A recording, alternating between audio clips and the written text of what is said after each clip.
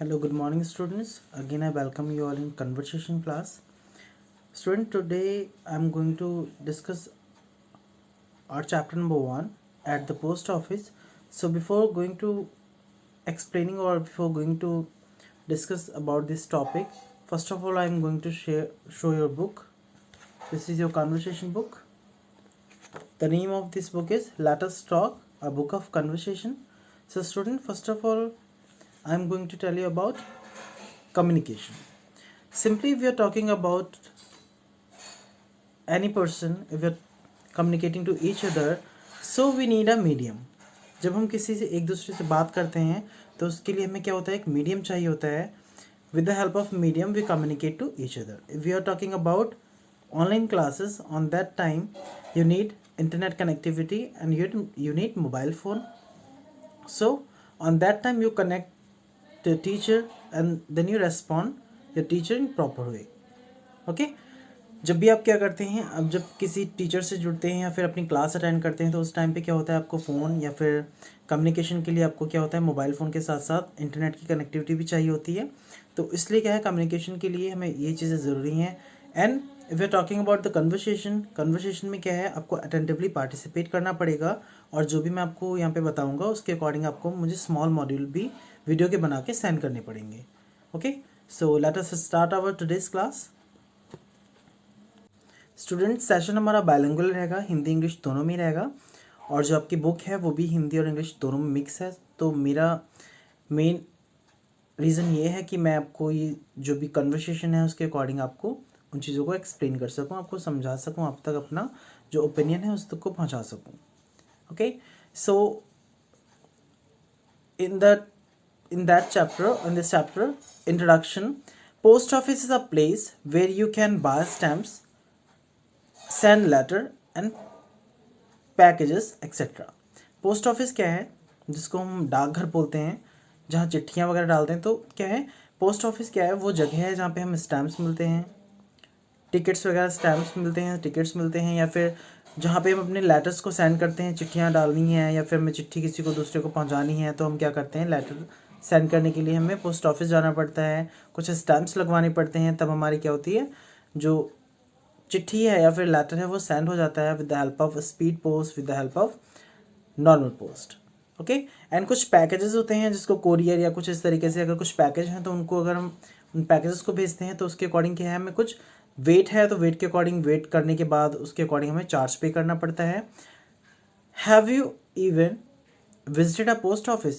Student, have you even visited a post office? If you visited, then you say, yes sir, I visited post office in live chat. And did you post any letter? क्या आपने कोई letter भी post किया है? अगर किसी ने चिट्ठी वगैरह किसी को लिखी है, अपने रिलेटिव को या अपने फादर मदर को या फिर किसी रिलेटिव को या फ्रेंड को, तो वो भी मुझे बताइए कि आपने किसी भी लेटर को पोस्ट किया है. अगर कभी, तो आप वो भी मुझे बताइए कि आपने पोस्ट किया है. Let us read the conversation between Rohit and clerk at the post office.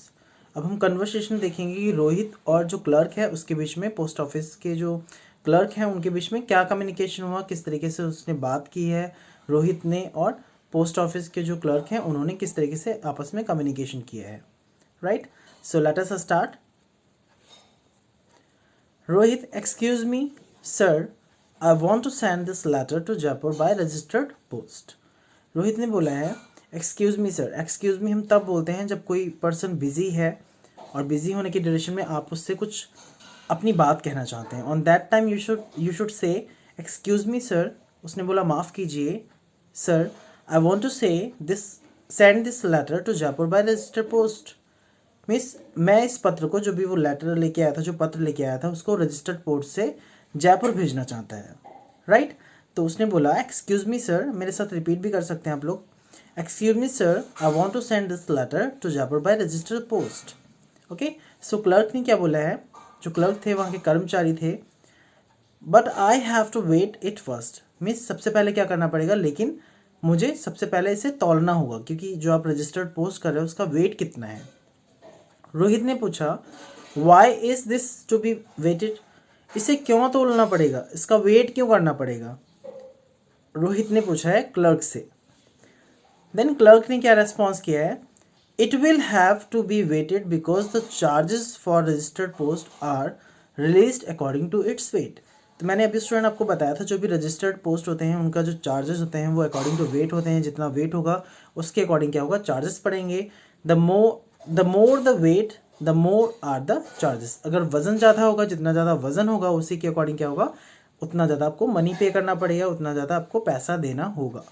Okay, तो जो रोहित है उसने कहा ठीक है, okay please weight it, means उसका वजन करने को कहा है कि ठीक है आप इसको तौल लीजिए या फिर कृपया से तौल लीजिए।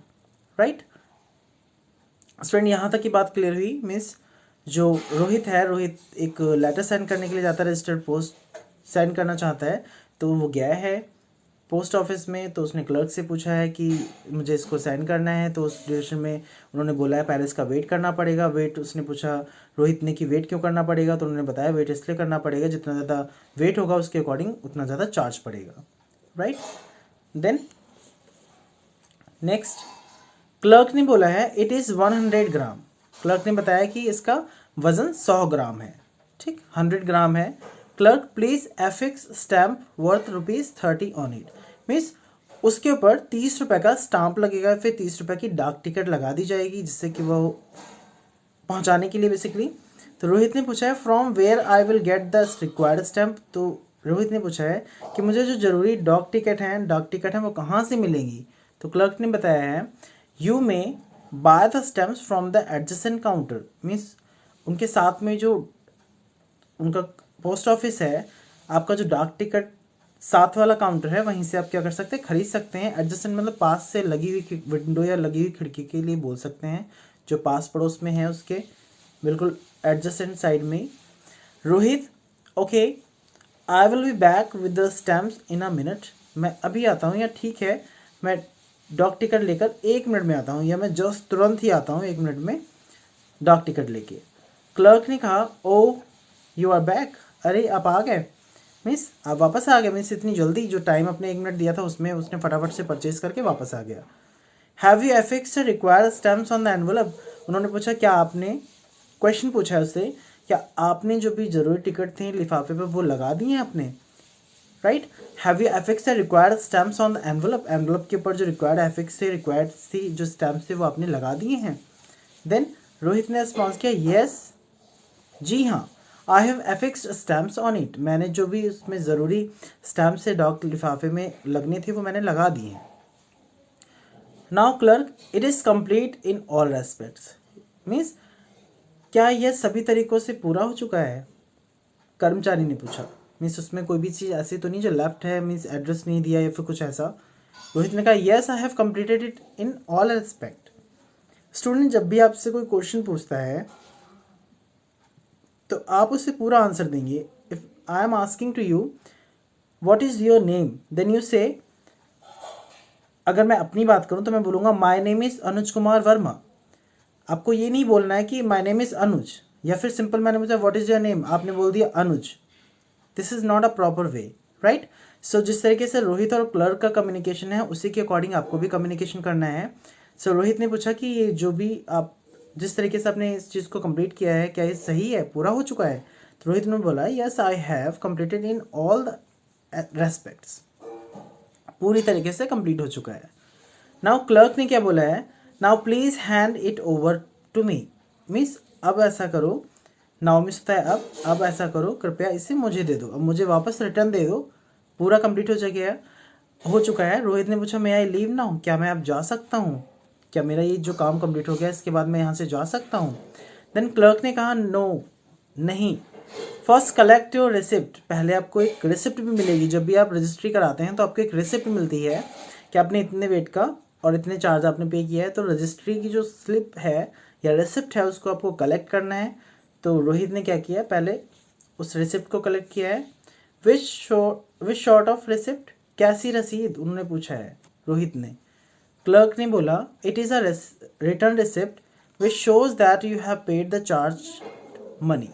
जो ये वापस में रसीद मिली है या वापसी रसीद मिली है जो दिखाती है कि आपने पैसे दे दिए हैं, मीन्स आपने जो भी उसका चार्ज था वो आपने पे कर दिया है। रोहित ने कहा ओह थैंक यू, ठीक है धन्यवाद। By the way how much time will this letter take to reach Jaipur. वैसे ये जो बाय द वे जैसे वैसे इस तरीके से बोला, वैसे ये पत्र जयपुर पहुंचने में कितना समय लगेगा, मीन्स जो उसने लेटर दिया है वो उसको पहुंचने में कितना टाइम लगेगा। क्लर्क ने बोला अबाउट 2 days, लगभग या करीब 2 दिन। देन रोहित ने उन्हें थैंक यू बोला है और थैंक यू होने के बाद कन्वर्सेशन फिनिश हो जाएगा, राइट। स्टूडेंट इसमें कुछ क्वेश्चन आंसर्स भी हैं, तो उन क्वेश्चन आंसर्स को आप ट्राई करिएगा, कोशिश करिएगा उनको कंप्लीट करने की। बाकी जो कन्वर्सेशन मैंने आपसे किया है वो कन्वर्सेशन आपको क्या करना है, एक छोटा सा वीडियो का मॉड्यूल बना के आप मुझे व्हाट्सएप पे सेंड करिए, बेस्ट रहेगा। दूसरा एक चीज़ और भी है कि कम्युनिकेशन के ड्यूरेशन में बेसिकली 2 स्टूडेंट तो हों, अगर पास में आपका कोई स्टूडेंट है या कोई फ्रेंड है आपका जो इस तरीके से कम्युनिकेशन कर सके, so it's a better way for you and you have to improve your English also, so you have to try at home. Okay, so thank you, bye bye, take care.